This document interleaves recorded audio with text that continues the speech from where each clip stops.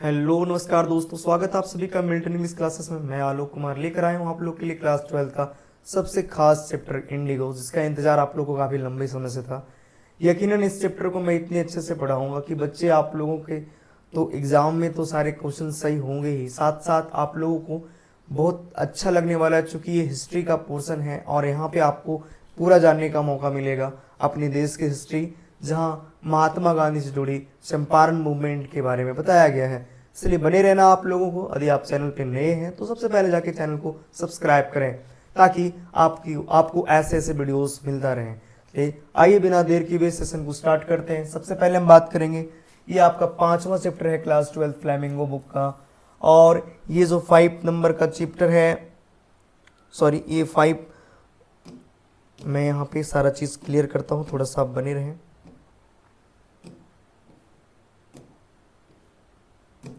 चलिए समझने का प्रयास करें कि इंडिगो जो है वो कहाँ से लिया गया है। तो इंडिगो लिया गया है the life of Mahatma Gandhi. कहाँ से लिया गया है? The life of Mahatma Gandhi, जिसका ऑथर है लुइस फिशर। क्या नाम है बाबू? Louis Fischer. तो लुइस फिशर का ये लिखा हुआ इंडिगो है, और इस चैप्टर में हम बेसिकली जानेंगे कि यह जो चैप्टर था ना, वो यह एक इंटरव्यू था ना। क्या था? इंटरव्यू।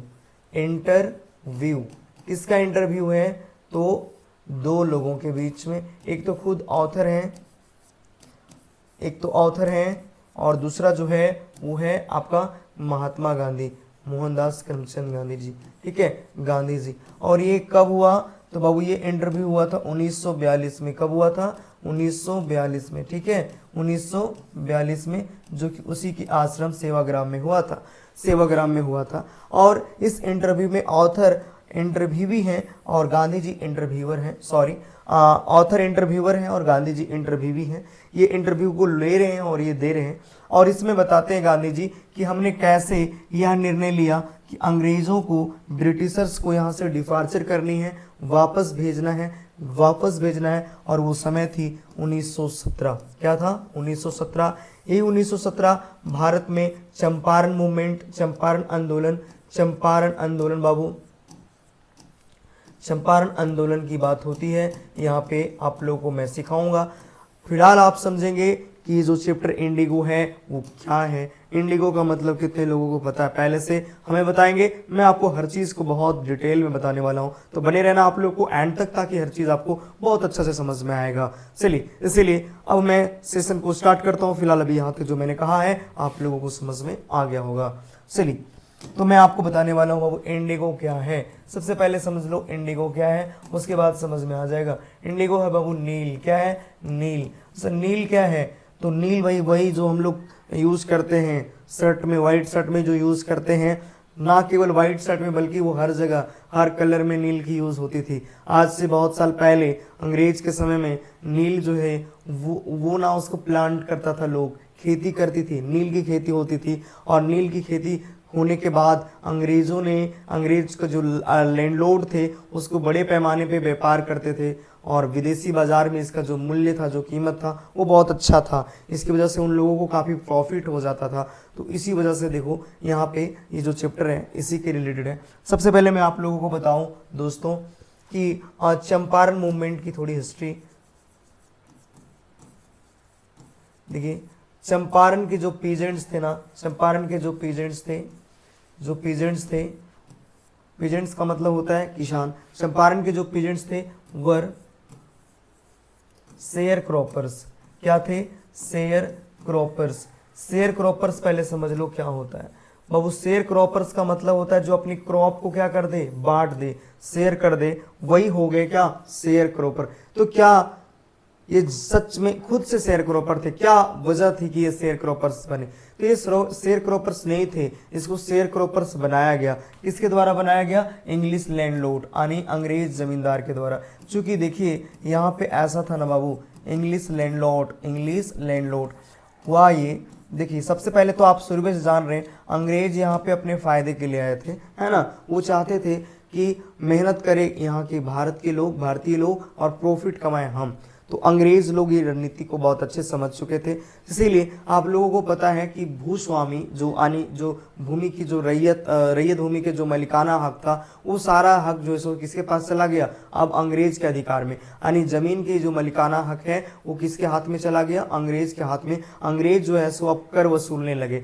तो अंग्रेज जो है ना उन किसानों को अब जो है सो खेत आवंटित करने लगे, खेत बांटने लगे, और कंडीशन के साथ क्या कहने लगा कि अगर मैं तुम्हें 4 खेत देता हूं, सीधा सीधी यहाँ पे कह रहा है 3 कठिया व्यवस्था 15%, कह रहा है कि अगर मैं तुम्हें खेत देता हूं फसल उपजाने के लिए, तो उतने खेत में से 15% की खेत में तुम्हें क्या लगाना होगा, नील की खेती लगानी होगी। क्या लगानी होगी, नील की खेती लगानी होगी। देखो अंग्रेज कह रहा है कि ठीक है तुम खेती के लिए जितना सा भी खेत चाहते हो तुम ले लो, हमें कर नहीं चाहिए, बट हमको आपको जितना खेत डिस्ट्रीब्यूट किया जाएगा उसके 15% में हमें क्या चाहिए, हमें उसके 15% में चाहिए क्या, नील लगाओ और दो, हमें कुछ नहीं देना है, बस तुम मेहनत करो और तुम हमको ला करके 2 साल में।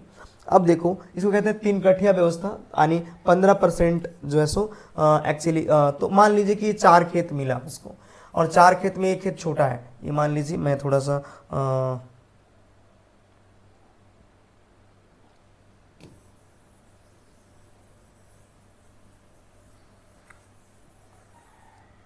मान लीजिए एक किसान को कितना खेत मिला, 4, एक इतना बड़ा, दूसरा इतना बड़ा, तीसरा इतना बड़ा और चौथा इतने बड़ा।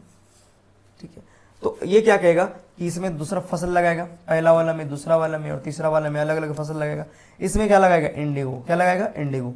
और ये इंडिगो जितना हुआ मेहनत कौन करेगा, यहाँ के इंडियन पीजेंट्स या फिर इंडियन टेनेंट्स, और जितना भी हुआ साल में किसको दे देना है, इंग्लिश लैंडलॉर्ड को। ठीक है, अब ये लोग तो खुश हो गए। लेकिन सेकेंड टाइम क्या हुआ कि ये फिर से यहाँ पे नील लगाएगा, तो जितने फर्स्ट टाइम में नील दिया था ना उसको, उतना सेकेंड टाइम में नहीं दे पाएगा।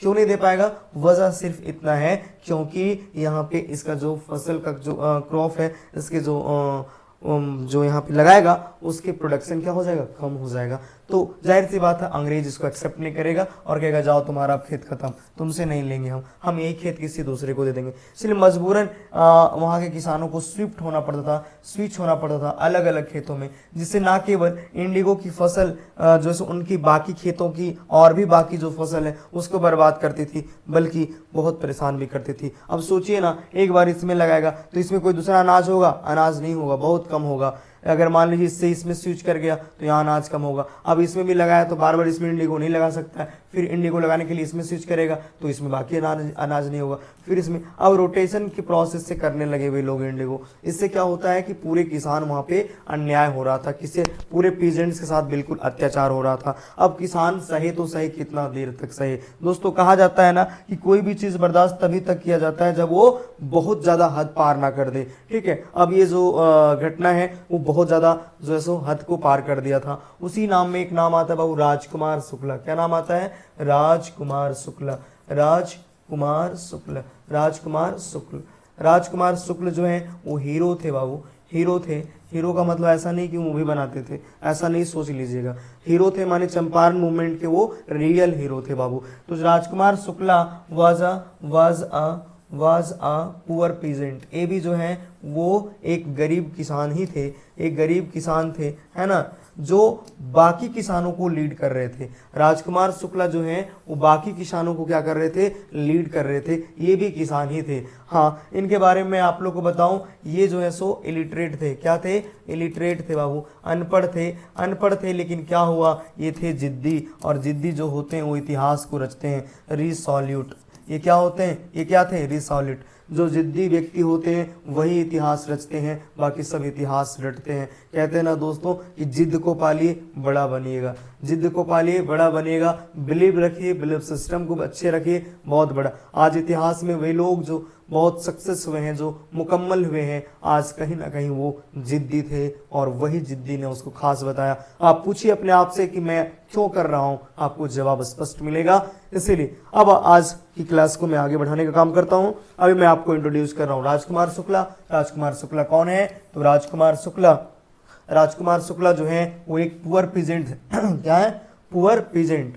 जो कि इलिटरेट अनपढ़ थे, बट वो क्या थे, जिद्दी थे। अब देखो ये नहीं बर्दाश्त नहीं कर पाया, अब लोगों को ना ये प्रोटेस्ट लीडर मिल गया था लोगों को राजकुमार शुक्ला के रूप में। राजकुमार शुक्ला लगातार अलग अलग वकील से मिलते थे कि हम लोगों के लिए कुछ उपाय कीजिए, हमारी जो एक्चुअली ये जो मांग, ये जो हमारे साथ हो रहा है, ये जो अरेंजमेंट हुआ, ये जो चैलेंज, ये जो कंडीशन लगाया गया हमारे साथ कि 15% में इंडिगो प्लांट करनी है, तो कृपया करके इसको ख़त्म करवा दें, ये हमारे जीवन को तबाह कर देगा। कई सारे जो वकील हैं वो सुने, कई सारे नहीं भी सुने। Shukla was totally ignored by major advocates, बड़े बड़े एडवोकेट्स के द्वारा इसको इग्नोर किया गया।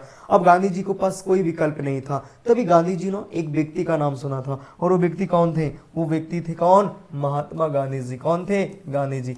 अब देखो गांधी जी के बारे में शुक्ला को पता था, गांधी जी के बारे में शुक्ला को कैसे पता था, तो शुक्ला को कहा दिया था कि अरे जाओ गांधी जी से मिलो, गांधी जी ये तुम्हारे सॉल्व कर देंगे प्रॉब्लम। देखिए इस वक्त जब शुक्ला गांधी जी से मिल रहे हैं तब थी समय 1916, समय थी 1916। आप मंथ भी याद कर लें, दिसंबर 1916। और गांधी जी यहाँ पे इसलिए थे क्योंकि यहाँ पे हो रहा था लखनऊ का अधिवेशन, LACN, लखनऊ में हो रहा था Indian national Congress, Indian national Congress का एनुअल कन्वेंशनल, एनुअल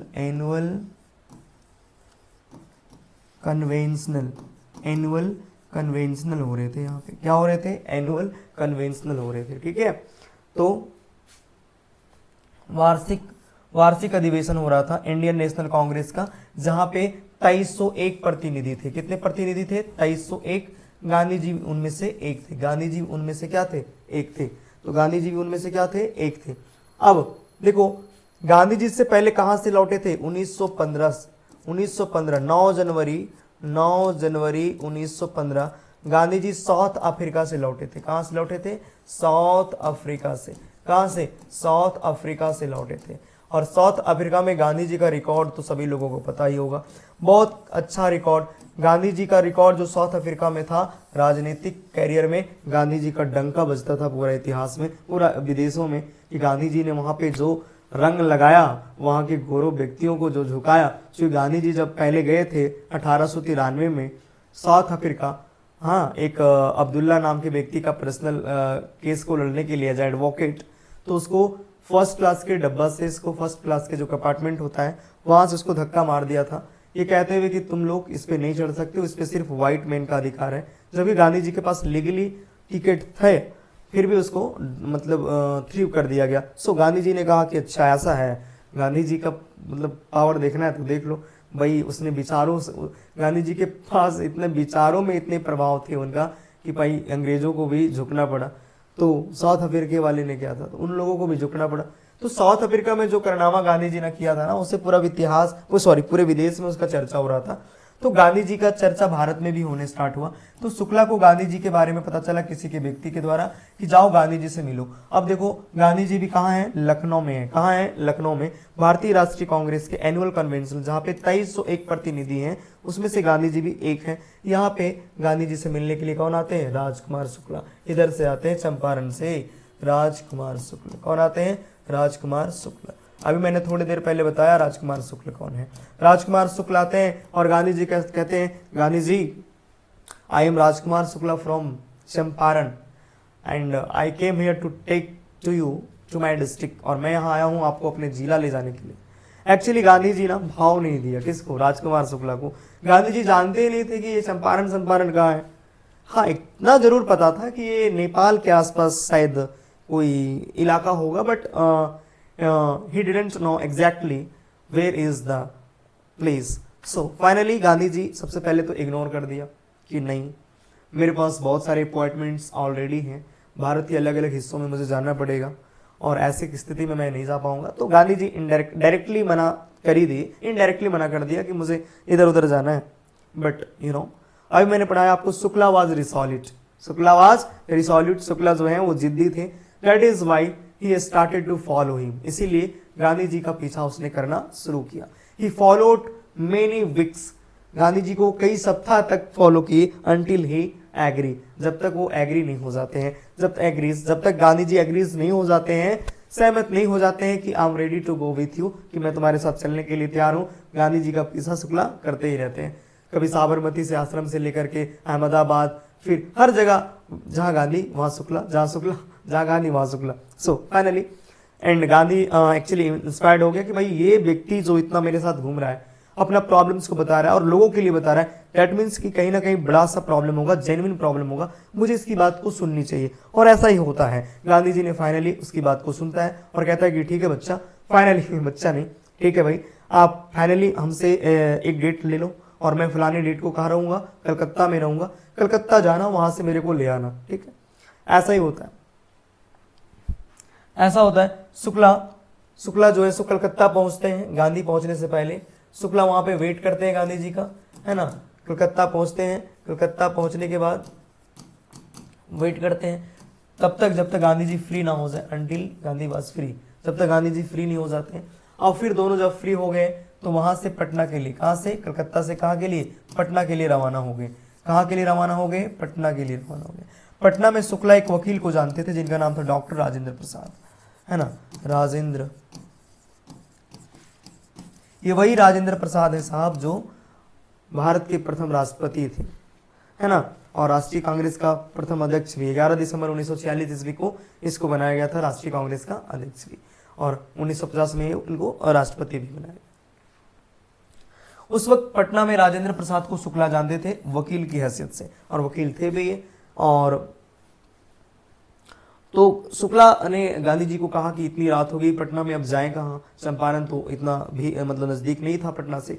तो वे दोनों ने मिलकर के डिसाइड करा कि चलो ठीक है, वकील है तो मेरे को जरूर सुने होंगे। गांधी जी ने भी सहमत हुआ कि अगर राजेंद्र प्रसाद वकील होंगे तो डेफिनेटली मेरे बारे में वो जानते होंगे, और तुम भी ऑलरेडी उसको जानते हो, तो चलो हम लोग दोनों चलते हैं, ठीक है। ऐसा हुआ कि वो वहां गया, and unfortunately he was out of the town. Shukla भाई ले गया गांधी जी को वहां पे, Shukla led Gandhi to the lawyer of in the house of Rajendra Prasad, and you know वकील साहब यहाँ पे थे नहीं, वकील साहब जो थे वो शहर से बाहर थे। ऐसी स्थिति में नौकरों ने, एक्चुअली उस टाइम तो फोन इतना भी नहीं हुआ करता था ना भाई कि हाँ सर आए हैं गांधी जी मिलने के लिए, आ जाइए, ऐसा भी नहीं था। तो नौकरों, तो यहाँ पे जो उसके नौकरे हैं, नौकर लोग, किनके, जो सर्वेंट्स है राजेंद्र प्रसाद का, वो ना शुक्ला को जानते थे। The servants knew Shukla as a poor yeoman, यानी किसान के रूप में जानते थे। And Gandhi was with Shukla, Gandhi Shukla के साथ थे। That is why they understood Gandhi was another present, इसीलिए वे लोग समझे कि गांधी जी भी एक किसान ही होंगे, और इसी वजह से actually Gandhi was misbehaved with them. Gandhi के मतलब अच्छा बिहेवियर नहीं हुआ। They were allowed to sleep on the ground, वे लोग ना ग्राउंड पे सोने का अलाउ किया उन लोगों, बिकॉज कास्टिज्म बहुत ज़्यादा तगड़ा था उस टाइम चल रहा था। And they were not permitted to draw the water from the well, वे लोगों को परमिशन भी नहीं दिया गया कि पानी को कुआं से निकालना है, वे लोगों को ज़मीन पे सोने का अलाउ किया गया। एंड ईयरली फिर गांधी जी ने निर्णय लेता है कि मुझे यहाँ से जाना पड़ेगा, और फाइनली वो टेलीग्राम करते हैं। किसको टेलीग्राम करते हैं बाबू, टेलीग्राम करते हैं, किसको टेलीग्राम करते हैं, तो एक उनका मित्र है जेबी, क्या नाम है, जेबी कृपलानी। तो जेबी कृपलानी जो है वो उनकी एक फ्रेंड है जो कि मुजफ्फरपुर आर्ट्स कॉलेज, है ना, मुजफ्फरपुर आर्ट्स कॉलेज के ये प्रोफेसर है, आर्ट्स कॉलेज के ये क्या है, प्रोफेसर है, ठीक है। तो गांधी जी इनको जानते हैं, कैसे जानते हैं, तो गांधी जी जेपी को टाइगर्स निकेतन स्कूल, यहाँ पे भेंट हो चुका था, ठीक है, यहाँ पे इन्होंने भेंट किया था।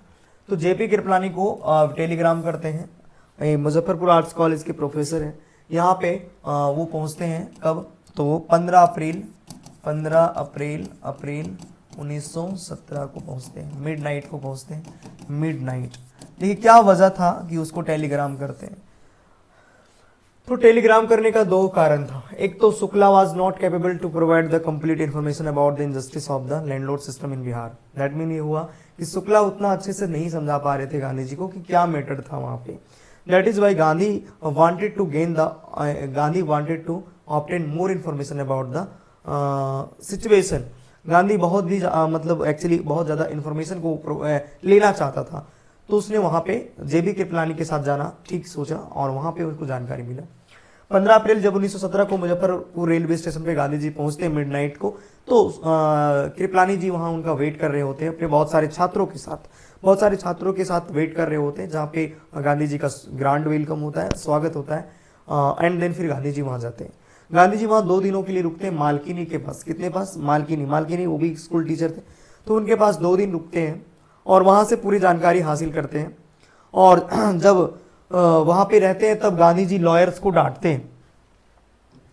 गांधी जी जो हैं वो लॉयर्स को, गांधी जी क्या है, लॉयर्स को चाइल्ड, लॉयर्स को डांटते हैं। डांटे भी क्यों डांटते हैं? क्योंकि ये लॉयर्स ना कलेक्टिंग कर रहा था। क्या कलेक्टिंग कर रहा बाबू? मनी, पैसा कलेक्टिंग कर रहा था। किससे? यानी पीजेंट से, किसानों से, और डेट पे डेट डाल रहे थे।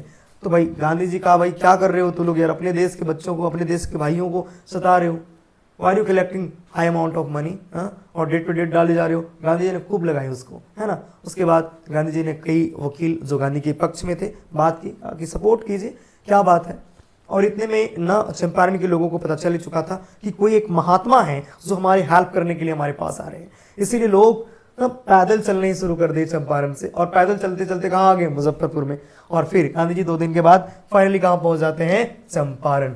17 अप्रैल 1917 चंपारण में गांधी जी अपना कदम रखते, चंपारण में, ठीक है। अब गांधी जी जब चंपारण पहुंचे तो गांधी जी चाहते थे कि हम पूरा जानकारी लें, इसीलिए सबसे पहले ब्रिटिश एसोसिएशन की जो सेक्रेटरी थे, जिसका नाम था सर एडवर्ड गेट। क्या नाम थे? सर एडवर्ड गेट, ठीक है। तो सर एडवर्ड गेट के पास गया, उन्होंने कहा कि हमें जानकारी दीजिए, आखिर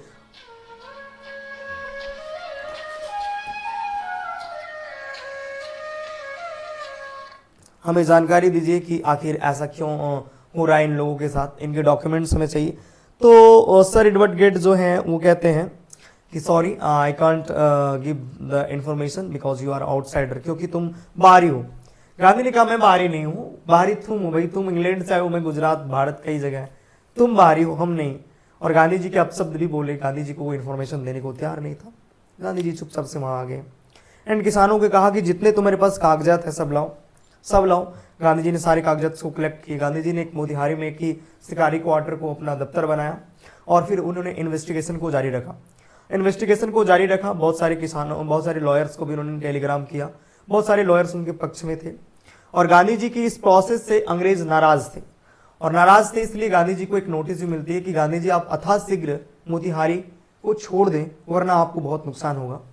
लेकिन गांधी जी ने बहुत ही प्यार से उस नोटिस को रिजेक्ट कर देते हैं और कहते हैं आई डिसऑबे द ऑर्डर, मैं इस ऑर्डर को डिसऑबे करता हूँ, मैं अवहेलना करता हूँ, इसका पालन नहीं करता हूँ। इसी एवज में गांधी जी के ऊपर मुकदमा चलाया गया और गांधी जी को पेश किया गया कोर्ट में, ठीक है। कोर्ट जाने से पहले गांधी जी को कई सारे वकील का साथ मिला, जो वकील आए, रणनीति सेट किए कि अगर मैं जेल जाऊंगा तो आप लोगों को भी मेरे साथ जाना है और कहना है कि मेरे को भी ले जाओ। गांधी के साथ सिर्फ वकील नहीं थे बल्कि कई सारे लोग भी थे, हजारों की भीड़ में, तादाद में लोग वहां पे थे जो पूरे कोर्ट घर को आज घेरने को तैयार थे। आज गांधी जी अगर जेल जाते हैं तो शायद जेल की दीवार टूट भी जाती। मॉर्निंग होते ही जब गांधी जी ने सारे लॉयर्स को और लोगों को कहा कि आपको अगर मेरी गिरफ्तारी होती है तो बारी बारी से आप लोग भी अपना गिरफ्तारी देना, और लोगों ने ऐसा भी करा। कोर्ट में जब ट्रायल शुरू हुई, गांधी जी की इस स्टेटमेंट में कि गुनाहगार हम नहीं हैं, अगर गुनाहगार हम हैं, अगर हमने लॉ को तोड़े हैं, ब्रेक किए हैं, तो डाल दीजिए हमें जेल के सलाखों के पीछे, हम तो बस न्याय के रास्ते पे हैं, न्याय दिलवाना चाह रहे हैं इन लोगों के साथ। ऐसा ही होता है। गांधी जी को इस पावर को, वहां के जो जज हैं, वहां के जो पूरी सिस्टम है वो हिल जाता है भीड़ को देख के। गांधी जी कहते हैं कि गांधी जी आप 120 मिनट्स के लिए बेल ले लीजिए, 120 मिनट यानी 2 घंटे के लिए। गांधी कहते हैं नो, मुझे चाहिए तो पूरा चाहिए, वरना मैं 120 मिनट्स का नहीं लूंगा। गांधी जी की स्टेटमेंट इतनी भारी पड़ी कि वहां पे ट्रायल रोकनी पड़ी और गांधी जी के ऊपर भाई जो मुकदमा था उसको बंद करना पड़ा। कुछ दिनों के बाद ये मैटर ही खत्म हो गया एंड देन एक जो है सो कमीशन बैठाया गया और इस कमीशन में जो है सो फाइनली कौन गलत साबित हुए, तो लैंडलॉर्ड। इससे पहले मैं एक घटना और बता देता हूं। एक्चुअली अंग्रेज तो उनकी जमीन ले ही लिए थे, लेकिन एक बात क्या हुआ ना कि जर्मनी वालों ने इंडिगो बनाने का एक सिंथेटिक प्रोसेस डेवलप कर लिया था, तो अब नुकसान हो रहा था अंग्रेजों को। तो अंग्रेज चाह रहे थे कि जितना पैसा हम नील को बेचकर कमाते थे ना, वो पैसा अब डायरेक्ट किसानों से मांगू। किसान को कह रहा है कि ठीक है चलो मैं तुमको मुफ्त कर देता हूँ, नील की खेती करना मुफ्त कर देता हूँ, इन पैसे चाहिए, पैसे पैसे मुझे चाहिए। अब उसके लिए बहुत सारे किसान क्या कि चलो ठीक है भाई पैसा ही सही ले लो, नील की खेती नहीं करना पड़ेगा। बहुत सारे साइन कर दिया और पैसे दे दिया, बहुत सारे नहीं किया उसको जेल जाना पड़ा। तो गांधी जी अब जो है ना, जब वो लोग गलत थे तो वो लोग मैंने लौटाना था पैसा, तो वो लोग बोला कि गांधी जी जब वो लोग बोला कितना लौटाओगे, तो वहां पे आया कि 50%, वहां पे वे लोग मतलब आदेश आया कोर्ट से कि 50% जो पैसा इन लोगों को लिया है किसानों से वो लौटाएगा। लेकिन वे लोग इतना में भी तैयार नहीं थे, वे लोग 25% में तैयार थे। गांधी जी को लगा कि चलो भाई 25% ही सही, वे लोग अपना हार तो एक्सेप्ट किया और ये थी 25% वापस भी दिया, जमीनें भी वापस हुई, और ये थी आधुनिक भारत में अंग्रेजों से निपटा माने जीत लेना। पहली बार जब गांधी जी के द्वारा गांधी जी के साथ हजारों किसानों ने रिलीफ पाया था, जीत लिया था इस मुकाबले को ही कहते हैं चंपारण आंदोलन, चंपारण मूवमेंट। गांधी जी का अविश्वसनीय सहयोग कॉपरेशन बहुत खूब रहा, काफी स्ट्रगल रहा। इसी बीच में गांधी जी का आना जाना लगा रहा, झारखंड, बिहार और अलग अलग जगह पे कमिश्नर से मिलते रहे, लोगों से मिलते रहे। कई सारे साथी भी गांधी जी के साथ थे। अब गांधी जी वहां के लोगों की जो ये समस्या था वो सॉल्व कर दिया। अब सॉल्व कर दिया तो गांधी जी को लगा कि नहीं, अभी बहुत सारी समस्याएं हैं जो बचे हुए हैं, जैसे कि वहाँ की जो सोशल बैकवर्डनेस था उसको इम्प्रूवमेंट करता। वहाँ पे स्कूल्स नहीं थी, मेडिसिन नहीं था, गांव के लोग इतने पढ़े लिखे नहीं थे, मतलब साफ सफाई के बारे में उनको ज़्यादा जानकारी नहीं था। इसलिए गांधी जी अपने स्तर से वहाँ पे 6 गाँवों में स्कूल्स खुलवाए और उन स्कूल्स में उन शिक्षकों को नियुक्त किए जो कुछ दिनों तक फ्री ऑफ कॉस्ट सेवा दे सकते थे, जिसमें से नरहरि पारिक, महादेव देसाई, ये कुछ टीचर्स के नाम हैं। साथ ही साथ मेडिकल स्टोर भी खुलवाए जहाँ पे कुछ चुनिंदे बीमारी का इलाज भी होता था, जैसे मलेरिया हो गया या कोई स्किन वगैरह में कुछ प्रॉब्लम हो जाता था इसके लिए, ठीक है।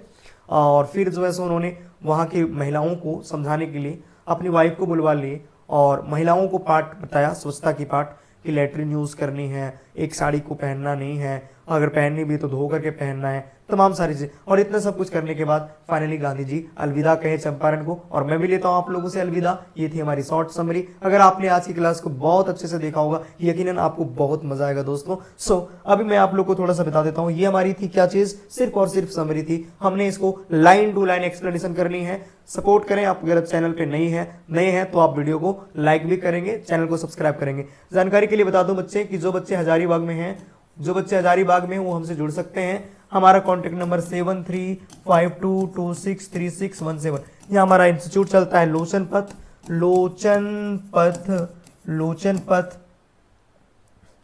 सरस्वती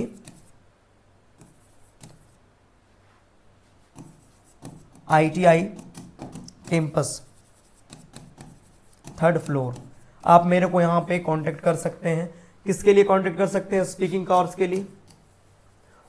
लिए, ग्रामर के लिए और लिटरेचर के लिए।